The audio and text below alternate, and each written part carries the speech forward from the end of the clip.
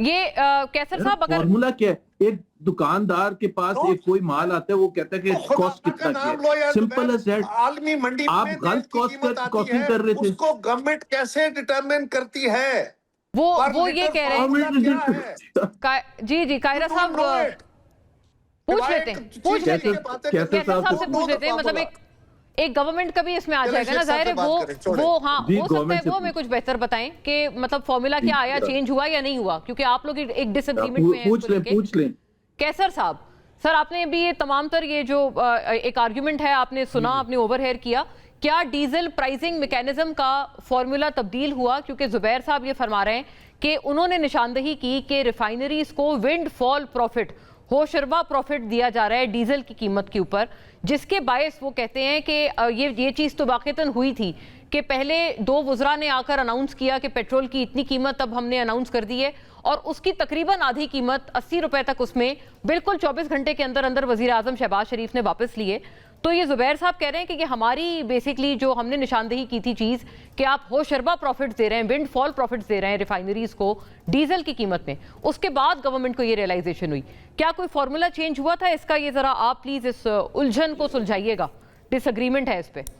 नहीं, ये कोई इतनी उलझन नहीं है। जुबैर साहब जो कह रहे हैं, देखिए एक प्राइस अनाउंस हुई, उसमें जो पेट्रोलियम लेवी थी वो लगे, क्योंकि ये देखें ना, इसमें कोई शक नहीं है, कह रहे हैं फार्मूला चेंज किया गया है तो रिलीफ देने के लिए लोगों को प्राइस बहुत ज़्यादा बढ़ गई थी, और उसमें मुख्तलिफ लोगों ने कमेंट भी किए, हर एक ने अपनी अपनी सजेशन दी, तो महसूस किया गया कि प्राइस ये काफ़ी ज़्यादा बढ़ी। उस पर पेट्रोलियम लेवी होती है ना, तो वो कम और ज़्यादा होती रहती है उसकी, तो क्योंकि हमें ये भी प्रॉब्लम है ना कि 2 महीने रह गए हैं बजट के, यानी जून के तक आमद में जून की पूरा रेवेन्यू इस बार भी आप देख रहे होंगे कि नहीं वसूल हुआ।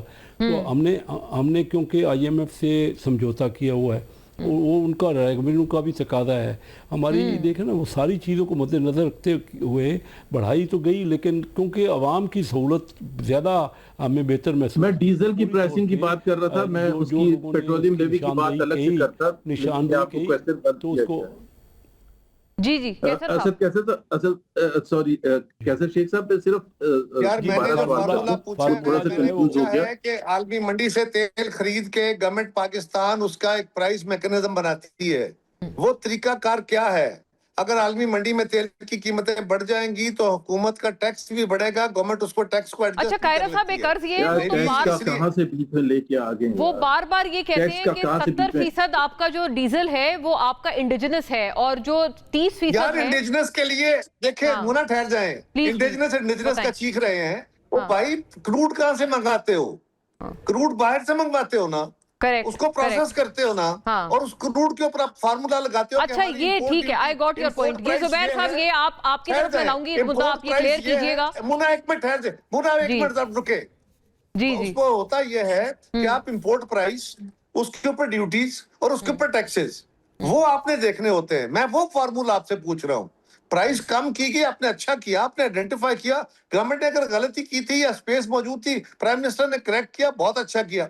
लेकिन आप एक बात मुसलसल किए जा रहे हैं। अगर आलमी मंडी में तेल की कीमतें, क्रूड की कीमतें $80 से या $75 से $108 पे चली गई हैं, तो बेसिकली आप उस बात को आप डाउट कर रहे हैं ना कायरा साहब, आप इसके ऊपर आप अपनी डाउट्स कर रहे हैं कि ये जो उसका रॉ मटेरियल है वो तो खाम तेल ही है और वो इम्पोर्टेड है। ये जुबैर साहब इस बेसिक नुक्ते को आप एड्रेस कर दीजिएगा। लेकिन कैसर साहब आप मुकम्मल कर लें, मुकम्मल कर लें। कैसर साहब ये डीजल की कीमत के हवाले से जो बात फरमा रहे थे, प्लीज वो आप मुकम्मल कीजिए। मैं कैसर साहब से सही सवाल पूछ लूं, अगर आप इजाजत दें। जी चले कैसर साहब, पूछ ले। 2 डिफरेंट चीजें हैं, एक हम पेट्रोलियम लेवी की बात कर रहे हैं और एक हम डीजल प्राइसिंग की बात कर रहे हैं। जहां तक डीजल प्राइसिंग की बात है, वो हमने निशानदेही की कि आप गलत फॉर्मूला यूज कर रहे हैं। ऑलरेडी लोगों के ऊपर आपने इतना बोझ डाल दिया, आप उस फॉर्मूले की वजह से रिफाइनरीज को फायदा पहुंचा रहे हैं। अगर आपने कुछ करना है तो आप लोगों के लिए सहूलत पैदा करें।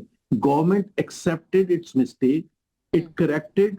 IMF also issued a statement. IMF ने कहा कि अब हुकूमत को, हमने भी कहा है कि वो फॉर्मूला चेंज कर ले।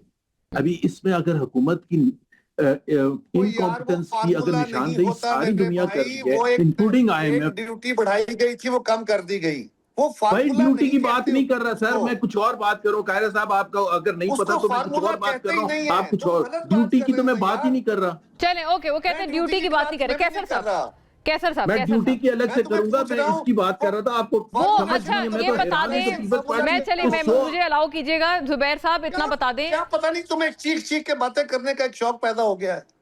जुबैर साहब ये अर्ज है, डीजल जो है वो इंपोर्टेड क्रूड ऑयल से ही बनता है ना, तो वो अगर सर उसका हाँ, मोना ये बेसिकली मोना बार-बार आप पूछ उसमें रहे हैं क्यों आपसे। जा उसका रही कोई हैं? ताल्लुक नहीं है आप इससे, उसका प्राइस मैकेनिज्म से कोई ताल्लुक नहीं है, वो बाहर से मुफ्त में चलें, आता है ओके, हाँ, और सारी कैसर गवर्नमेंट साहब मुस्कुरा रहे हैं, कैसर साहब क्या बात जी जी क्या जी करें। कायरा साहब नहीं फिर तो ये क्या बता दें, बेबसी है।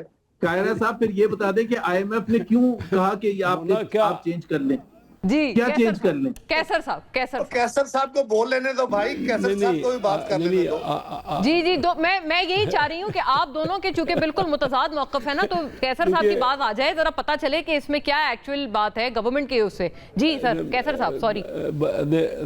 देखिए सिंपल बात है। एक तो क्रूड की प्राइस है, वो प्राइस तो बढ़ती है घटती है, उसको तो मद्देनज़र रखा जाता है। फिर उसके बाद पेट्रोलियम लेवी होती है, वो लगाते हैं, वो भी हुकूमत बढ़ा भी सकती है, कम भी कर सकती है। बाकायदा उसको भी बढ़ाया भी जा रहा है और कम भी किया जा रहा है। तो प्राइसेस की जो एडजस्टमेंट है, और जब भी कोई अनाउंस होता है उसका पूरा फार्मूला भी दिया जाता है कि किस हिसाब से, अगर आप चाहें तो आपको एग्जैक्ट मिल जाएगा कितना उसमें पेट्रोलियम लेवी है, कितने क्रूड की प्राइस लगी है, कितना सेल टैक्स है, सारी चीज़ें उसमें एक IPP भी कंपोनेंट होता है जो कहते हैं इस मर्तबा बढ़ा है। निशानदेही हुई नहीं, बस निशानदेही हुई और प्राइसेस प्राइम मिनिस्टर साहब ने फौरी तौर पे उसको पब्लिक के मफाद में कम किया। और इसमें कोई शक नहीं है कि जो निशानदेही हुई अच्छे पाकिस्तान के फेवर में ही हुई ना, उन्होंने लोगों के मफाद में लोगों ने हमें बताया, या हमने अपना खुद उसको रिवाइज किया। बहरहाल वो प्राइस को एडजस्ट किया गया। जी, तो ये सिंपल बात कैसर है, साहब इतना नहीं है, ये दूसरे हर मुल्क में अपनी अपनी प्राइस है। करेक्ट। कैसर साहब ये भी अर्ज है कि अब ये अगले हफ्ते के हवाले से जो कुछ रिपोर्ट्स हैं, मैं एक छोटी सी गुजारिश यहाँ करूँ। जी जी गवर्नमेंट जब इंपोर्ट करती है या कंपनीज जब इंपोर्ट करती हैं क्रूड, तो उसमें क्रूड की प्राइस होती है, उसमें इंपोर्ट ड्यूटी होती है, उसमें सेल्स टैक्स होता है, उसमें Correct. बाकी ड्यूटीज लगती हैं। जरूर। अब एक और भी फार्मूला होता है कि ये जो सारे जो डिविजिबल पूल में चला जाता है, टैक्स जो कलेक्ट होता है फेडरल गवर्नमेंट का, ये डिविजिबल पूल में जाता है Correct. और ये सारे सूबों के साथ शेयर होता है। फेडरल गवर्नमेंट अपने एक्सपेंडिचर से जो काम कर रही होती है, जो लेवीज होती हैं, वो इसलिए लगाई जाती हैं कि कुछ पैसा फेडरल गवर्नमेंट के पास इकट्ठा हो जाए। लेवी डिविजिबल पूल में नहीं जाती, वो बिल्कुल। टैक्स ही है गवर्नमेंट का। लेवी तो लेकिन होती सिर्फ वफाक उसका के लिए, मैं फर्क आपसे ये यही है, अर्ज करी थी कि GST वगैरह होता है वो डिविजिबल पूल में जाता है, लेकिन वो जो divisible लेवी pool में है वो जाता है। वफाक के पास रहती है। लेवी क्या है? लेवी बेसिकली वो है जो डिविजिबल पूल में नहीं जाता। जी, और ये दुरुस्त, फेडरल गवर्नमेंट ने एक फार्मूला रखा हुआ है टू रेज इट्स रेवेन्यू। बिल्कुल अपना जो राइट। शेयर यही बात कायरा साहब कर रहे हैं। वैसे ये वाले सवाल पे भी ये जो एक है बड़ा पर्टिनेंट बन जाता है कि क्या अगर FBR का शॉर्टफॉल है, कहीं से उनका टारगेट पूरा नहीं हो रहा, is it the right thing to do कि आपने ये आवाम को उनके मत्थे मार दिया कि आप पूरा कर देंगे? ये एक बात है, ये प्लीज, ये एक बड़ा जेन्युइन एक सवाल है। और ये बात दुरुस्त है। बेसिकली यही बात आपको बताऊं, बेसिकली बात ही सर यही है। जी देखिए ना, कैसर साहब, हाँ मैं आपको क्या ये दुरुस्त तरीकेकार है सर? देखिए ना, जो रेवेन्यू भी आते नहीं, देखिए तरीकाकार तो आप खुद सोच सकती हैं क्या है, लेकिन मैं आपको बताऊं, जो रेवेन्यू बढ़ेगा, जो सेल टैक्स है वो भी इनडायरेक्ट टैक्स है, वो भी डायरेक्ट टैक्स नहीं है, वो भी आवाम के ज़िम्मे होता है। तो किसी भी तरीके से आप बढ़ाएंगे, चाहे वो सेल टैक्स बढ़ाएं, चाहे वो लेवी में लें, बहरहाल।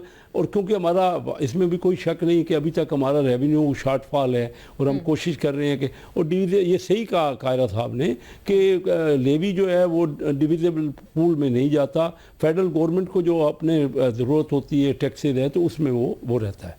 अब मैं समझता हूँ कि ये चीज़ें तो हर एक चीज़ तयशुदा है और गवर्नमेंट ने भी रिवील की हुई है, कोई ऐसी चीज़ इसमें नहीं है कि जो कोई ठगी छुपी है। हमें मुख्तलिफ तरीके से रेवेन्यू हासिल करना होता है, और ज़्यादातर रेवेन्यू जो है ना वो इनडायरेक्ट टैक्स है हमारा। डायरेक्ट इनकम टैक्स भी है, लेकिन परसेंटेज अभी भी इनडायरेक्ट टैक्सेस की ज़्यादा है, और वो इम्पैक्ट पड़ता ही है आवाम पे किसी भी तरीके से। कैसर साहब, ये इसको इसके हवाले से लें या उधर से इस टैक्स के हवाले से काफी एक सख्त लफ्ज का बल्कि चुनाव किया जुबैर साहब ने। उन्होंने कहा ये मौजूदा हालात में, जबकि इटसेल्फ जो तेल की कीमतें हैं वो बढ़ रही हैं, इसमें अगर इजाफी टैक्स भी हुकूमत आयद करती है पेट्रोल की कीमत पर, तो वो कहा ये भत्ते के मुतरादिफ है। ये उन्होंने बाकायदा ये लफ्ज अभी कोट किया है अभी जुबैर साहब ने अपनी गुफ्तगू में। नहीं, उनके कमेंट हैं, देखिए जी, उन्होंने अपनी राय दी है, बात की है। टैक्सेस तो वसूल हो रहे हैं, ठीक है ना। जिस तरह हम कोशिश कर रहे हैं कि आवाम को कम से कम उसको मुझे इजाजत उस पे असर हो। जी जी जी, मैं उनकी तसल्ली के लिए एक और गुजारिश कर दूं। जी जी प्लीज। होता क्या है जी कायरा साहब, गो अहेड। मेरा ख्याल है कोई सिग्नल फ्रीज हुआ है। जी जुबैर, ब्रेक का मुझे कहा जा रहा है। राइट आफ्टर नाजरीन हम बातें इस बहुत दिलचस्प बहस को आगे बढ़ाएंगे। Don't go anywhere.